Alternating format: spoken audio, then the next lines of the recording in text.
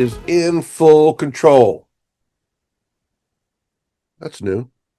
Hey, it's your old pal, Tom McAuliffe. Thanks so much for joining us. I am super excited to have this next guest on our show. He has personally taught me a whole bunch of stuff and has helped us pick out our new trailer, basically. And he is, I think, the most popular and well-known personality in the RV creator YouTube channel space. Stats of viewership are legendary, as is his sense of humor and information. When you tune in to an Uncle Josh Winters broadcast, you're going to learn some stuff. There's no doubt about it. And you're going to have a lot of fun, and you're going to see the latest models of today's trailers. So I've been after him forever to be on the show. So please help me welcome the one and only Uncle Josh Winters. Wow. I've learned so much from you over the past 2 years or so. You helped us choose our trailer. My wife, Sharon, and I are going into retirement now, and we're about to buy from Bish's in Coldwater. And so we're super, super excited. And I've got my shirt on. I see that. Thank you. For the head nerd. So let me ask you this. Let me just start with this. You have the Yul Brynner look of the RV industry. Are you on that? I've heard that name before. Who? I don't know who that is. I should go. Yul Brynner was an actor back in the 50s and 60s, a very popular Academy Award actor. He did The King and I. Okay. We're from a showbiz family. My uncle Bill was the music man on Broadway. And Yul Brynner was, look up the old movie, The King and I. Oh, yeah. Okay. And are you naturally that way? Well, Mother Nature was firing me, so eventually I quit. I definitely have male pattern baldness, and then it got to the point. So this is this will be one of my many side stories here. I told my whole family. I told my wife. I told my mom, my aunts, my uncles. I told everybody. I'm like, I can see what's happening. I'm not blind to this. I'm not stupid. When it hits the point that it's looking silly, you say so, and that's it. We're going to pull the plug. And couple times over the years, I'm like, guys, I'm just going to check in here. What do you think? They're like, oh, no, it's fine. I'm like, okay. And then it finally got to the point, I'm like, dude, are you sure? Like, I'm uncomfortable with it. So I buzzed it all off the very same day. They're like, we are so glad you did that. It looked so stupid for so long. I'm like, you horrible. No, they're like, well, you don't tell a guy he looks. I'm like, you do when he asks you to. You're the people I trust, and I can't trust you anymore, you know? Well, some men can pull it off, but some can't, and it looks fabulous.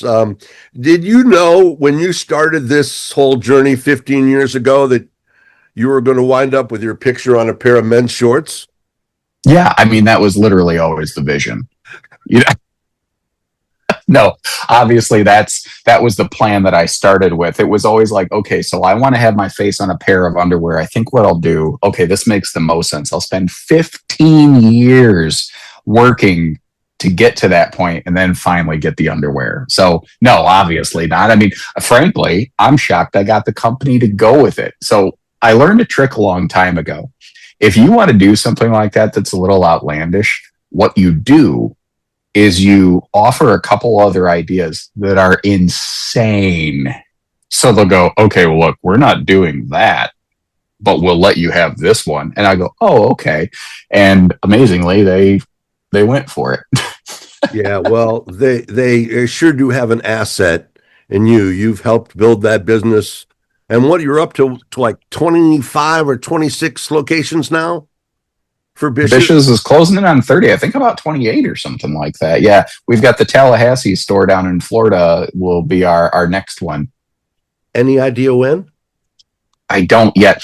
No, that's one of those things. We were just sort of sniffing around, and everybody wants to, like, everyone's like, Tampa, be around that area. It's a great area. There's tons of business there, but there's already very big, large established dealerships. Even if we did find a parcel of land, there's just not brands available, you know? So we're just kind of looking around, and a lot of people will say that Tallahassee up in the Panhandle is southern some other state instead of northern Florida. And I get that, that's fine. But no, it was one of those things. We found a parcel of land. It looked right. It's in a good area. There's a lot of good brands available right there. It's this kind of little dead zone pocket. And we're really excited about that. But basically we pulled the trigger on that, and then we're like, okay, now we got to figure everything else out. So it's definitely happening. We were kind of hoping, a wing and a prayer, that it would already been done, but there's just no way realistically that was going to be the case. But it's trust me, as soon as I have news, I will let everybody know. And that's a grand opening, come hell or high water, I'm going to try to be at. Well, you really have your finger on the pulse of the RV industry these days. And how would you describe the market, and how long do you think it's going to be before we return to some semblance of normalcy? Well, I mean, the real word right now is compression, but however you want to say that, some people are like, oh, your compression's a very nice flowery word. Fine, then call it rise and fall. Call it whatever word you want. But we're in a downward cycle. We're in a downward trend right now. There's no ifs, ands, or buts about that. Shipments are down. Sales are down. What is nice is that shipments and sales are in proportion to one another finally, because there have been several times in this industry. I remember the 2018 cycle was rampant for overproduction from manufacturers. The coming off post-COVID thing, so many RV dealerships during the whole pandemic period, stores that were literally going broke pre-pandemic suddenly became profitable, more so than they had ever seen. And then immediately after went broke and were gobbled up. That's when a lot of that consolidation happened, and we're still not done with that. It's never going to go back. But they mismanaged themselves so badly. They overstocked after there was overproduction for so long without ever paying attention to the market trend, and that shifted everything around. There's some tricky roadblocks out there right now. During the pandemic period, pricing shot up like crazy. Some people were buying for more than MSRP, which is bonkers, but it absolutely was happening, Right. Since then, market value has declined, which means your trade just got punched in the teeth. Because like if you have a 1 or 2 year old camper that's basically brand new, that even if you've never used it, the problem is, as a dealership, I can replace it for less than what you owe on it. So what you owe on it doesn't come to bear. If you want to trade in right now, a lot of people did a lot of zero down financing during that period, which I don't recommend, but they did. A lot of dealerships push that. Sometimes we do. And I always give my team a ration of crap whenever I see that. I'm like, it's not good for a person to do that. So we have people with a lot of trailers that they would like to swap out, but the trade-in market won't bring that, because it's not, well, the thing people always say, like you get on Facebook, well, dealers won't give you what it's worth. Well, if you were going to buy the thing that you're trading it in, would you buy it for that much? That's the problem. This is something that I believe all the time, and it's a very bitter pill, but you'll hear me say it several times. But like, dealers and manufacturers don't set the market, they reflect the market. So if that unit can't bring to bear a profit when the dealer resells it, because that's not a dirty word. That's why we exist. That's why Walmart exists. That's why business exists. Yep. We don't have a national state-run RV industry. It is a for-profit business. This is not UNICEF.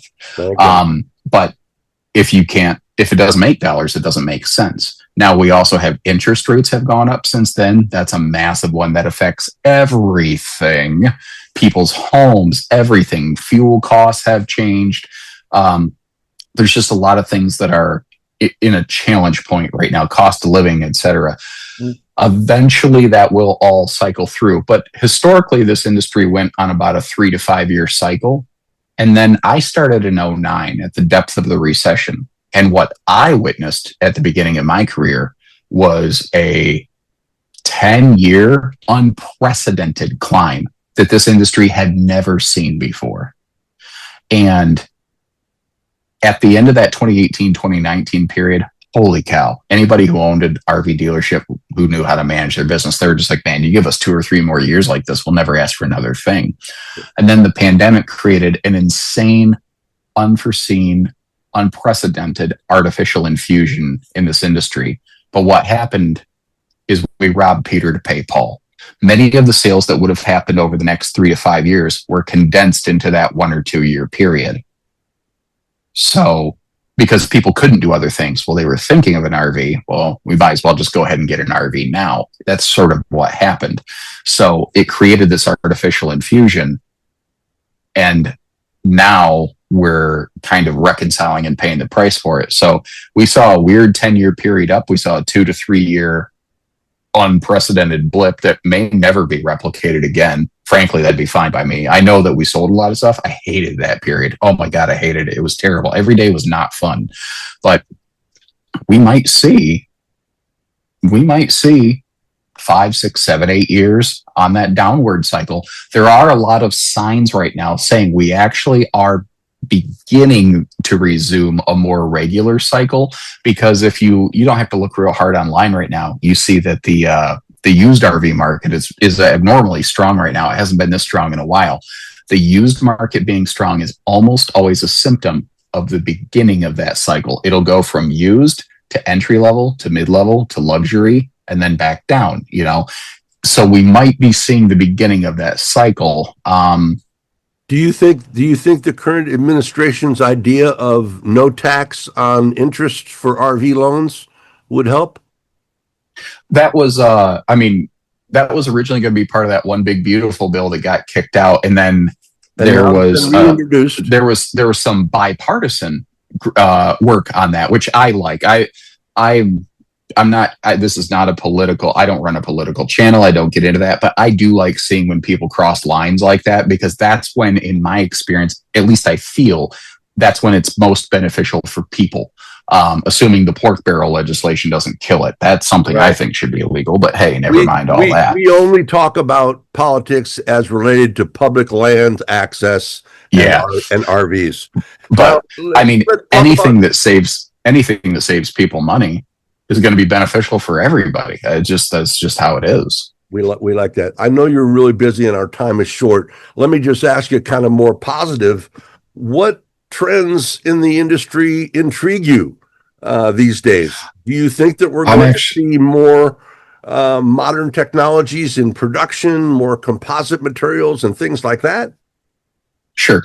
Well, in terms of trends that I'm excited to see, I'm really excited to see stuff like towing safety technology finally becoming more of a talking point. Axles, brakes, tires, suspension. This is all stuff that there's tons of data that tells you if the things between you and the road are better, everybody has less problems. It's incredible how little understanding there is. But the problem is customers aren't educated well on that, so they don't understand the values. So there's not a lot of focus on that in the buying process. And at the end of the day, RV builders want to make what you want to buy. But I am glad to see that becoming more of a talking point. In terms of what might change, there's always going to be a place for that entry-level stick and tin camper. There's always going to be a place for something held together by staples and your imagination, for lack of a better way to say it. But there's people who camp once, twice a year who don't need the world's most amazingest thing in the world. And that's okay. The problem is when that RV is misrepresented to somebody. Because again, manufacturers and dealers don't set the market, they reflect the market. But you can't say, a lot of people say, well, people are buying that stuff because that's all there is. That is not true. There are plenty of other options available out there. There's plenty of other all aluminum, all composite, etc. out there. It's that people don't know the value, aren't willing to pay for it, even if they understand it. Like I remember one time I recorded a little tab from New Camp, and I mean, there's nothing that can rot in that camper at all. And people went, you want 35 grand for a little bit of nothing? You're out of your mind. Well, that's what it took to make a nicer trailer. So there's always a thing there. I tell you what will happen though. What will force this industry to change radically because this industry loves to resist change. It'll change insanely the first time a senator has a bad experience and gets burned by the industry, or if banks start changing their loans. Those two things are the linchpins that will completely upend and cause an upheaval within this industry. But until that happens, we're going to see manufacturers try to drag their feet because it's costly to change your shoes. As you probably are well aware, back in June, we proposed the idea of an RV Owners Association, and it quickly went nowhere. When I talk to the people in Washington, one of the things they say to me is that, say, Tom, you can't show me any numbers. You can't show me, any numbers there. And when you try to pull up those numbers from the NTSB, they don't even set aside statistics about things like RV rollovers. Let me just ask you this. Does it bother you that somebody can walk into a dealership, pull out a checkbook, put down $350,000 and drive out in a vehicle the size of a Greyhound bus without any kind of driver's training? Oh, it's insane. It absolutely should not be the case. So if you were going to drive a 20-foot box truck for work, you're required to have things like CDLs and whatnot. But you and me took driver's training for the first, last, and only time at age 16. And the government says we can jump into a 50-foot, 20,000-pound death machine and roll it down the road with less training and less safety equipment than any driver, any professional driver is required to have.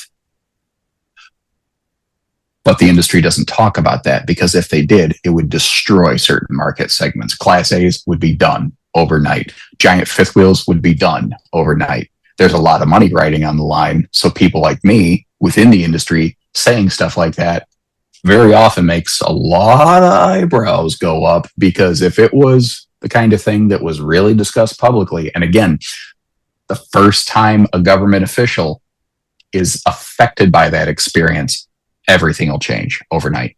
Interesting. You just went through a big, I guess what they call a flame war online. Yeah. I thought you handled yourself extremely, extremely well. Thank you. I thought it was a classy move on your CEO's part to do what he did. And how can an RV person who's wants to get into buying an RV unit, how can they insulate themselves from that kind of crap that we see online and all the misinformation that we see online? I think the best thing you can do, because like YouTube right now is a walking, talking, well, not YouTube itself. YouTube's not the problem. The people that are on YouTube there's so many walking, talking and FTC violations. It's not even funny. And that's, I'm not being sarcastic. No. That's literal. There are an insane number of just FTC violators out there on YouTube right now. People who are being paid to say one thing without disclosing that. People who just throw out totally unsubstantiated claims. And it's insane how many viewers immediately take it for gospel with no questions asked. You know what I mean? So I think the best way that somebody can protect themselves from that is by getting as many different points of view as they really can. The trick here is you're fighting against your own human nature and you don't even know it. Human beings are inclined to take the first bit of information they get on any topic and take that as gospel. And to get you to change that paradigm is very difficult. And the doomfluencers know it. They know that they can lead with fear, whether it's real or not. And they know that fear sells and people buy into it. The trick with that is you only get to give up your integrity one time. And after that, people realize you're full of crap. And it's bit some people recently pretty badly. It must have been gratifying for you to see the amount of people that came to your defense, not that you needed it, but that came to your defense and came out and supported you over that. I still to this day can't. I'm a guy who uses words for a living. I to this day still can't express the humbling gratitude that I felt.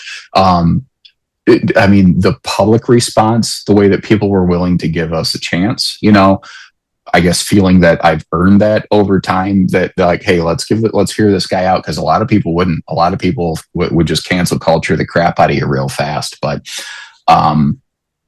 the other content creators, the other RV dealer groups that came out and spoke to our benefit. I mean, I met some people from some other organizations that went, really? You're the one they went after?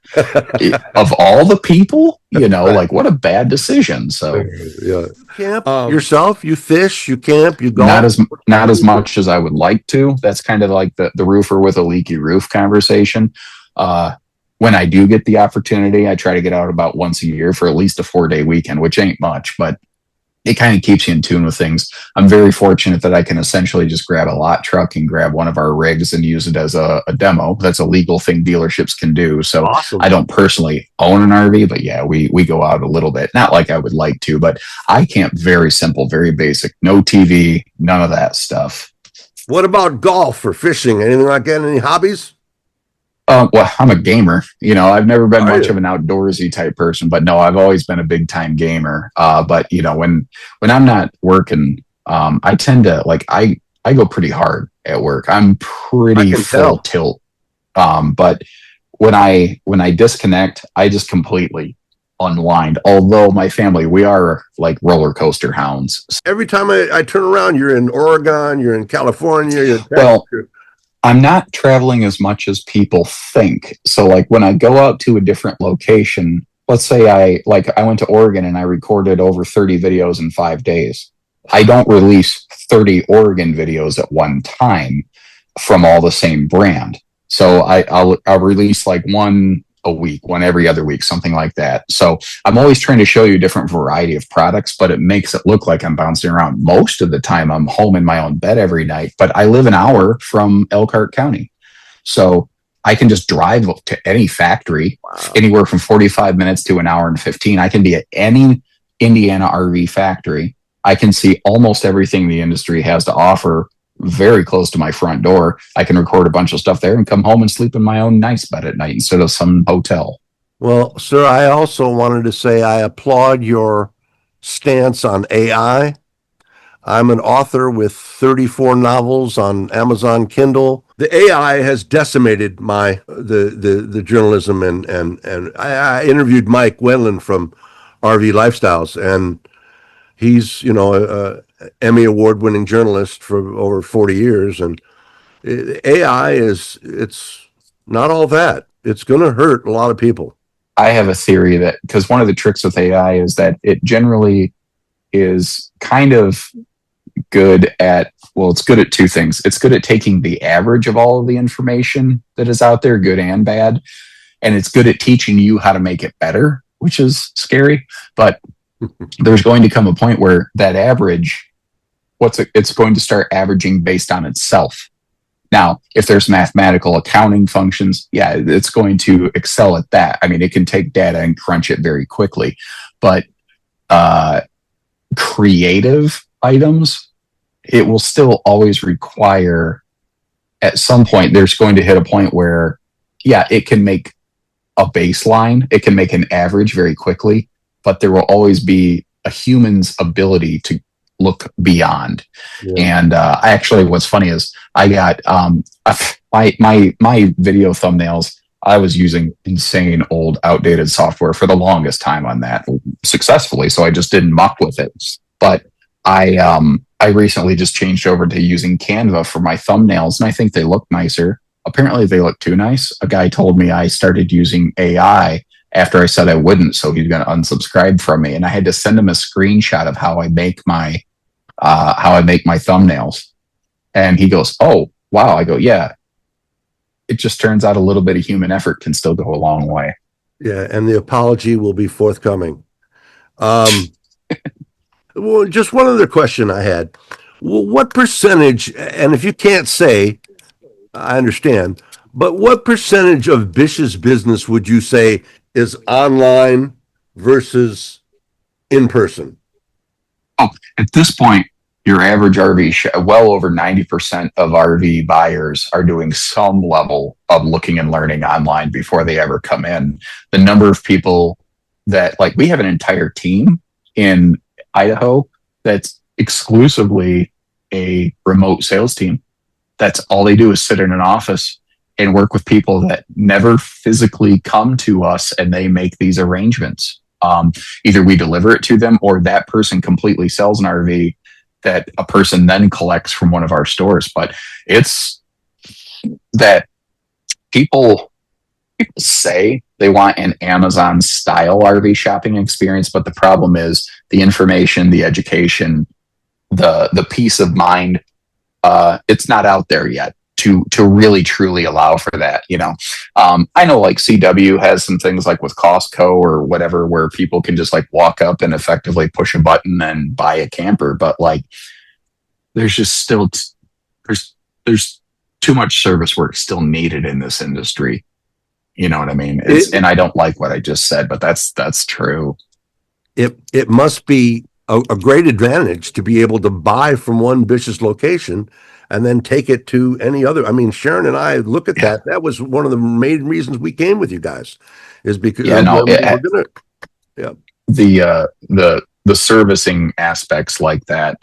You can buy from one store. The way that we try to instill it into our team, and we'll still have a bonehead on staff every now and then, but the logic that we try to instill is that we're one store with 28 doors. And that's the thing we try. The trick is each person is paid a little bit differently. So sometimes that makes it less fun, but we're getting there. It ain't perfect. And the funny thing about Bish's is we're not like, I don't consider us a large dealer group. I think we're, to say we're medium sized. I mean, there's groups that have over 100 stores, and there's a group that just acquired a whole bunch of capital from some investors that's about to go on a warpath, and in a year or two is going to try to have over 100 stores now in the future. But well, let me close out with this. If there was one thing that you wish people knew about the RV industry or about buying an RV, what would it be? Well, I got two. Instead of one, I always had two. But the first is learning. You need to educate yourself on how to safely pair tow vehicles and RVs. And that's just one of those things that too many people depend on badly, poorly, improperly trained individuals to do this for them. And this is true both at auto dealerships and RV dealerships. I've seen so many people come in and say, well, I told the guy this is the RV I wanted to buy, so he said this truck would do it, and they're wrong. So I've seen that. That's a dealership as a whole problem, no matter what widget you're representing. But the other thing I encourage people is to look at the total cost of ownership. And that's, don't get sucked up in the payment game where it's, well, this is only $7. This is only $8 on a payment. Okay. But when we amortize that could be $8,000, not $7. If you go over the entire length of the loan and the interest it generates, like take a $500 hitch. You want to put that into your financing. Dealership doesn't care. No problem. Fine. We sold a hitch. We're getting paid. That $500 hitch will become the most expensive hitch you've ever had in your life over the lifetime of that loan. So looking at, and how do you figure that out? You go on your app store and you just look up payment calculator. And there's tons of free simple interest payment calculators out there. I used to use them all the time when I was still in sales to help people understand an estimation of payment, but also they will show you, principal, interest, total cost of ownership off the lifetime of that loan. And look at how changing the principal by $500 because of that hitch changes the total cost of ownership and the amortization over time. It's insane. Very interesting. Do you think the people in Elkhart know what a problem they have from a PR standpoint and such like that? They do, but I don't know that they know how to change it. Part of the problem, I think, in this industry is, and this is true at the manufacturer's level, it's true at the dealership level. It's something that we're always working against ourselves internally to try to educate. So I'm not saying we are immune to this. We're just as guilty of this as anyone else. Way too many decision-making people in this business are too far detached up in the ivory tower from the people who are actually doing the thing. This industry on the whole does not understand who is camping, what they want, what they need. They're trying to just figure out how can we sell the next one. And the problem is that's not sustainable in terms of that, like the PR thing. We ought to get a couple of big rigs and drive into Elkhart and take them out camping for a weekend. I would be really interested to see some company presidents actually using their products. That is one thing I will say, like we had our own company president, Todd Nuttall, he put out a video once saying, this is how RV dealerships make money off of you. Like, we put that video out there. That was all his idea. That was his baby. I thought it was awesome. But this last weekend, he was camping with his family in Tennessee. Like, he actually will get out and take his family, and he didn't used to. But the moment he did the first trip, he goes, we're going about this the wrong way. And until you have that hands-on experience, even once, you just don't get it. It would be like if you went to a Harley Davidson dealership and the salesman was not a motorcycle rider, didn't ride a Harley. There's no way in hell you would even consider buying a guy from like that. But that's the norm in the RV industry. Right. So hopefully it changes one day. But well, Uncle Josh, thank you so much for all you do for everybody. We really appreciate it. And thank you for taking the time. I hope you come back and see us again, and we'll look forward to seeing you at the next RV show. Thanks, Tom.